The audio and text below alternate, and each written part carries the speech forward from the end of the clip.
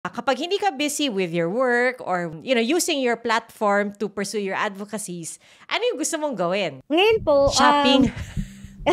hindi po. Actually, hindi rin ako mahilig mag-shopping. Ngayon po talaga na-enjoy ko is yung quiet time. And yung, pag nag-journal po kasi ako, matindi po kasi yung pinagdaanan ko ng 2021. So, I'm still healing from it. And hindi ko po alam kung kailan sana dumating po yung time na mag-heal talaga ako from that completely. Pero ngayon, pag wala po ko talagang work yun and to spend more time with mama.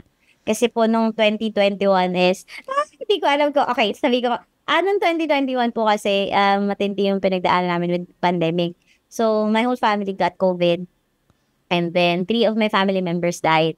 Days apart lang. So, I lost my lolo, I lost my papa, and I lost my eldest brother. So, talagang ininda ko po yun ng matindi until now. Tapos, ano po nun, naiuwi namin yung earn ng papa ko was September 22, and then I have to go to lock-in ng 25. Nag-lock-in ako for Little Princess. So, hindi ako nakapag-grieve. Pero ano naman, by choice naman din po yun. Kasi binigyan naman ako ng pagkakataon ng GMA. After po nung nangyari sa amin, sinabi nila sa akin na the show will wait for you if you can't do it right now. And sabi ko naman, gusto ko siyang gawin. Kasi nga, ayun, yun po yung last din. Ang manager ko po kasi is yung eldest brother ko. Yung sabi ko, pleasing personality. So, inisip ko po nun, yun yung last show na siya yung nag-asikaso. Siya yung talagang, siya yung nag-close ng deal na yun, kumbaga, for me. So, sabi ko, gusto ko pa rin siya gawin. And kasi huli pong nawala yung papa ko. So, nagpaalam ako nun. Kasi nga, parang, akala ko talaga makakauwi pa siya. Akala ko magkikita pa kami. So, pinaalam ko po na if pwede akong tumuloy dun sa show. Kasi nga, gusto kong gawin. And yun nga, dahil nauna si kuya. So, sabi ko, gusto ko pong i-honor pa na gawin yon for him. So, sabi naman ni papa, sige anak, ituloy mo lang yung laro mo.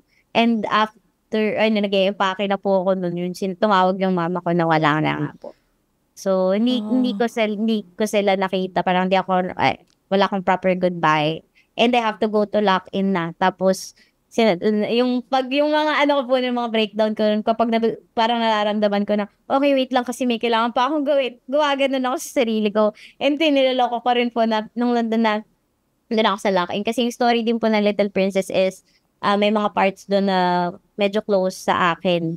Especially yung part na nalagay sa ICU yung dad niya. May mga dream sequences. So, yung mga iyak mo doon, Miss Pia, totoo.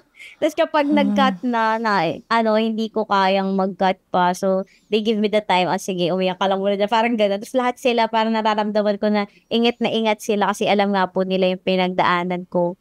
And yung lost ko na yun is sobrang araw lang po yung pagitan.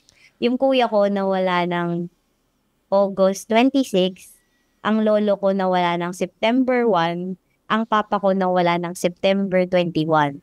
So, ayun. Sabi ko, lahat ng tears ko, sabi ko, okay, papakinabangan ko na lang siya. Yung iiyak lang ako pag may bayad. Yun na yung joke ko sa sarili ko pero yun naman, nagamit naman. And pag pinagdadasal ko po, niloloko ko si Lord, sabi ko, siguro kaya niyo po ako binigyan ng ganito kahirap na memory or na pagdadaanan para kapag may mga iyakan scenes, may bala na ako. Kasi nag-start ko ako sa showbiz, kapag may mga kailangan iyakan, medyo nahihirapan ako kasi nga, di ko naman po masasabi na perfect ang buhay ko. Pero masasabi ko naman po na growing up, happy naman yung buhay ko. I have a complete family. I know that I'm full of love.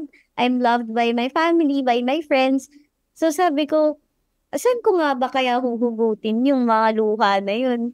So, nangyari po yun sa family ko, sabi ko, siguro binibless din ako na, ito mo, para may mga iiyakan ka na. Para puno ka na ng emosyon when you need one. Parang anything is available na may makukunan na po ako. So, yun. Right now po, pagka may mga moments na makakapahinga ako, ay sinispend ko lang talaga siya with my mama and with myself din. Tinutuloy ko po yung importante po sa akin kasi yung pag-journal ko every night. Since pagtuloy-tuloy ang tape, pag-uwi talagang tulog na, hindi ko na po siya nagagawa. So ngayon sabi ko, nagko-concentrate ako doon kasi nga gusto ko kahit pa paano na mariremind ako ng kung paano ako before. kung paano Mhm. ko i-handle yung sarili kong emotions and yung thoughts ko. So, yun po ngayon, yun dun ako nagko-concentrate when I have free time